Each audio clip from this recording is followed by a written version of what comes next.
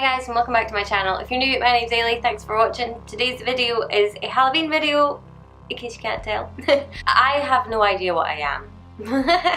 I kind of just had this really weird idea. I wanted to use the Mehron 3D gel, which is a total nightmare to work with, but you know, once you kind of get around the fiddliness of it, it is a really good product, and it's so easy to just remove as well, you know, rather than like with latex or anything like that. So yeah, basically I wanted something that was really highlighty, if you can see, and melty.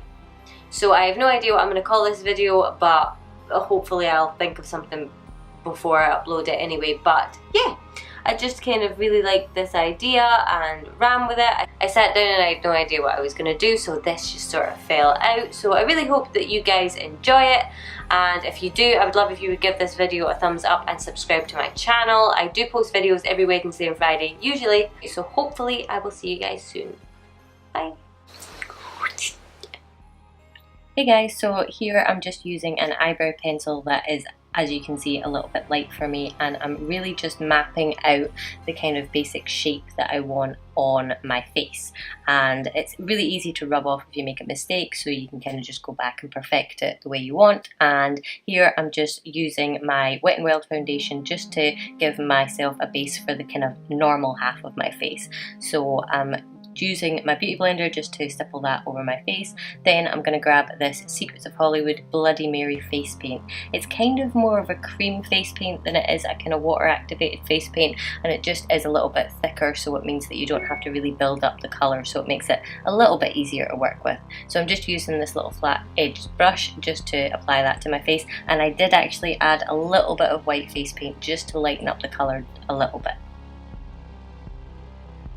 Here I'm drawing in the drips, and actually looking back I probably didn't need to do this because the 3D effect gel kind of took care of this for me, but I thought it was nice to kind of have a little bit of an idea of where I was going to put the drips and a little bit of a kind of base for them. And after that was done, I just went round and filled all of these in with the same paint that I used on the rest of my face. Here I was just adding a little bit of shading just to the sort of kind of deepest points of the drips, but then kind of thought about it and thought I should probably see what it looks like with the 3D gel first before I do any shading. So I jumped over to the other side and did all my kind of regular makeup, and it included bronzer, a little tiny bit of blush, and yeah, just kept it really kind of light and natural for now. Then jumping around again, I decided to grab my highlighter and highlight the coloured side of my face. I kind of wanted to do a little bit of a gradient, sort of almost like I had a contour with highlight on that side of my face. So I'm using the Anastasia and Nicole palette, and I'm just using the sort of darker shades around where my contour would be and the lighter shades around where my highlights would be, but really I just kind of shoved highlight all over the place because I just couldn't get enough of how the colour looked with the highlight over the top. Then I decided to do a winged eyeliner on this side just to kind of draw a little bit of attention to the eye, because I thought it was just looking a little bit flat and there wasn't really much going on. I mean, I was going to add lashes anyway, but I just wanted to add a little bit of something. And then I just got a little bit of kind of a black eyeshadow, did a little bit of work in my crease, and then I decided after covering my brows that I was going to go over them with black, and I really liked how it had a nice contrast with the sort of bluey silvery colour with the black brow.